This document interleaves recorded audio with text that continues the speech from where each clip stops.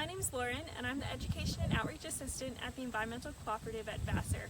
Today, we're in the old fields, and I'm going to show you an activity to practice observation, and it will help you become a better scientist. I first want you to think about what makes a good observer. Can you name any good observers? How about Harriet Tubman or Sherlock Holmes? So what makes these people good observers? They use all 5 of their senses. That's taste, touch, sound, sight, and smell. So for instance, Harriet Tubman had to use all 5 of her senses to know her ecosystem really well because she had to help people to safety through the cover of night and difficult terrain. So this lesson is going to teach you how to become a better observer and therefore a better scientist. So first, let's go over what an observation is. And you kind of already know. An observation is something that we notice with our 5 senses. That's sight, sound, taste, touch, and smell.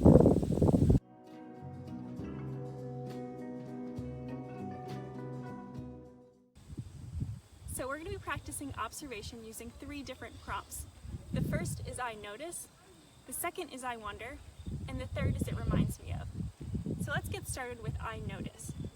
So after you find your natural object, I want you to make an observation using your 5 senses. So, for example, I could say, I notice that these flowers are white and small. A few things to take note of.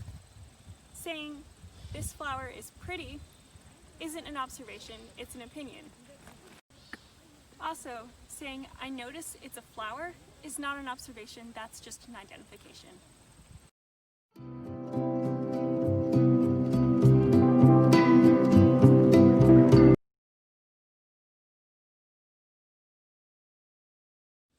So your second prompt is going to be I wonder, and that means that you're going to formulate a question around your natural object.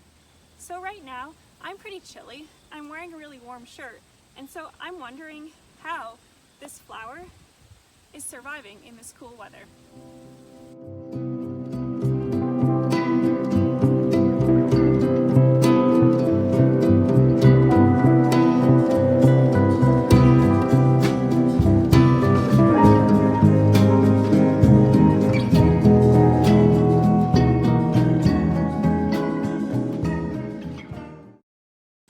Your third prompt is it reminds me of.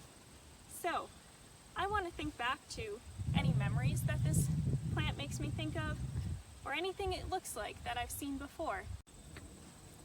So, my example is that this flower, it reminds me of a pretty white lace napkin that my mom used to use for Thanksgiving.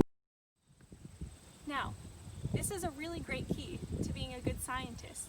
It's going to be really important for you to take your observations and compare them to things you already know.